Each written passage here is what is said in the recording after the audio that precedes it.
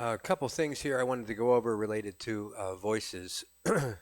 So this will be kind of not very detailed, just very general in terms of an overview, really to help some of the people that bought SD90s sort of get started understanding a few things.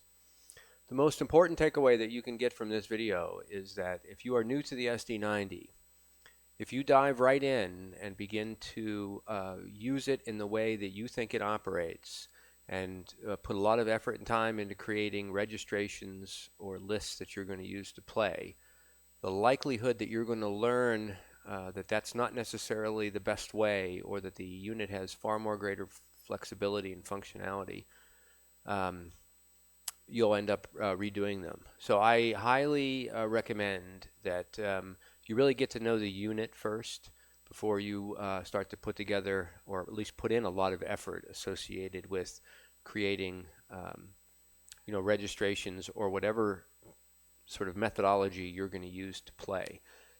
So hopefully I'm going to show you some of the options with voices here real quick, and it'll just give you a feeling for what you're able to do, and how it's all intertwined. Okay, so as it relates to voices, obviously you know in the main screen, if you press and hold, in this case I have a ensemble in the right side of the screen.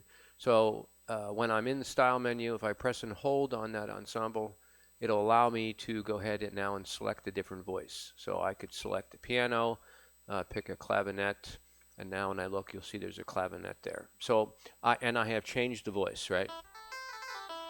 Okay. Uh, Same thing, I'm going to do it again, only this time I'm going to hit where it says clavinet in the upper right. I'm going to hit that upper right box. That also allows you to change the voices that you're playing. So I'm going to go up there, and we'll just pick a sax, and okay.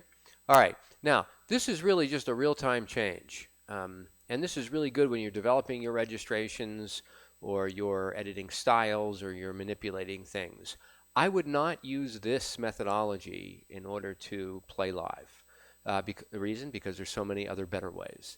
So, so that's one sort of example. All right, the second example is that you have a voice button, obviously, that's on the panel.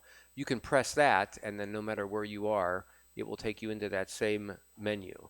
And now you can go ahead in, and you can, again, select the voice. You can also modify. This is the menu that you modify the voices. Let's talk about that for just 1 second, too. So it's a little confusing on the SD90 because a voice can have multiple voices. And they call the sort of superset of voices GM voices, and most people connotate GM with sort of the original general MIDI voices that are available. And that's not the case here.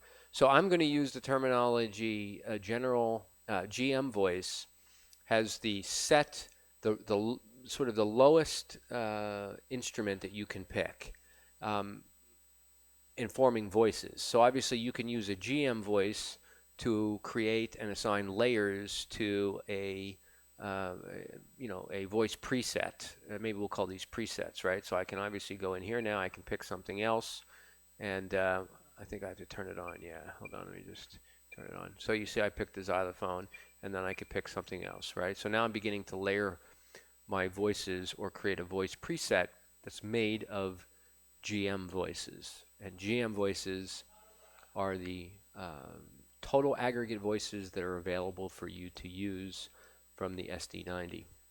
Okay, so that's that menu. Now now we're going to start to get into, well, if I was playing live, what would I really be doing? Well, there's a button called Voice List over on the right side. So if you press this, these are just voices now, and while this looks like the same screen that you were in before, it is not, because each of these now are individual voices, right? They're not styles, they're not anything else. And you have 100 of them in here. They're in sets of, I believe they're in sets of 8, but I believe there's 100. I think there's 100. No, there might be 80. 1, 2, 3, 4, 5, 6, 7, 8. There's 80. So if you'll look in the upper right-hand corner, as I scroll the wheel, it goes page 1, page 2, page 3, etc. Or I could obviously, use the enter button and page down through this. So this is a very nice way to very quickly change instruments.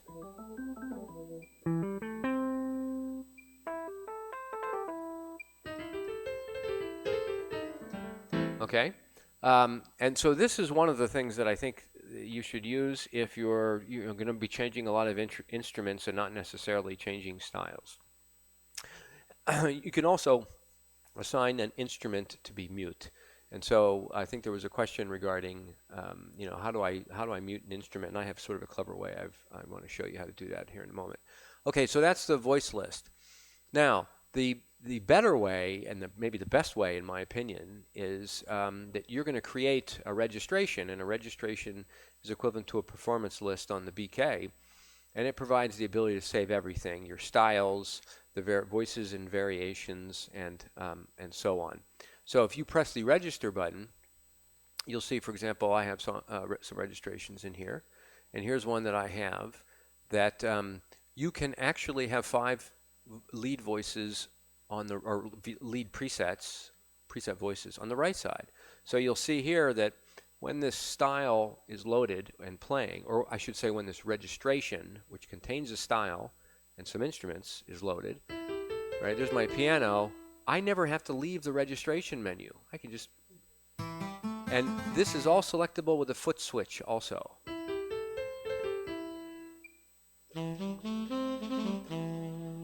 Right? And it saves, when you save the registration, it saves whatever voice you have selected here. So for example, if you wanted your voices to all come up mute, which I think was a question I saw, here I have a mute voice. So I'm playing on the keyboard right now and you don't hear anything. So if I were to save that registration, when I recalled it next time, it would come up with no instrument or mute selected. And then it would stay like that, I would select the next one, it would stay until I pick something on the right-hand side here that allowed me to play. Okay, so you see, it starts to get a little bit confusing. There's a lot of things here, and I apologize, I can't really go into a lot of detail right now. I don't have time. I'm traveling for the next couple days. So, and there's one more thing too. If you look at the bottom of the style menu, let me get out of registrations. There's something called voice and variations. Again, I'm not going to explain this one in great detail. I suspect that most of you have the voice to A, B, C, D, yellow, and 2 styles.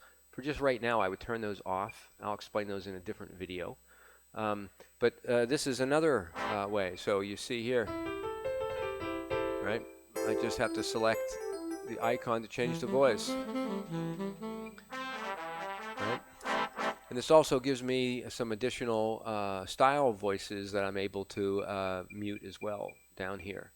Right? So if I didn't want a romantic as part of this particular style, I could hold the button, hold the icon down. I could pick some different instrument. There's a flute. When I go back, you'll see that there's flute there. So now,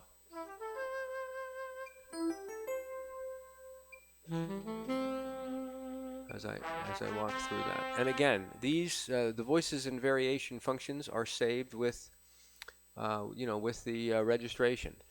So I will try to explain how they all work together, but I think the point of this video is to show you the SD90 is so powerful and provides so much flexibility that if you immediately out of the box attempt to understand how it works and then put a lot of effort into forming your sort of live performance program, I suspect you may end up redoing it again later as you learn more. Plus, I don't want people to get locked into a certain sort of early understanding of how the unit operates without really grasping all the capabilities that are available to it. Another kind of cool thing, if you're interested in this, so voices to A, B, and C says, if I'm on my A registration, if I'm on my A style and I go to B, see, it'll switch voices for me. There's my C voice and there's my D voice. I decided to go back to flute. So you're able to assign or preset certain voices associated with what variation that you're playing. So if you're playing variation A, which is a flute, and when you go to variation B, you want to go to a piano, you can do it by just engaging the variation. Otherwise, you'd have to engage the variation and then also go over and engage a different voice on the right hand. So again, that's just another, and there's a lot of things like this where they're interrelated. So I apologize. I know this was very fast. I hope there's some benefit to it. and I will try to post more detailed, more focused videos when I return.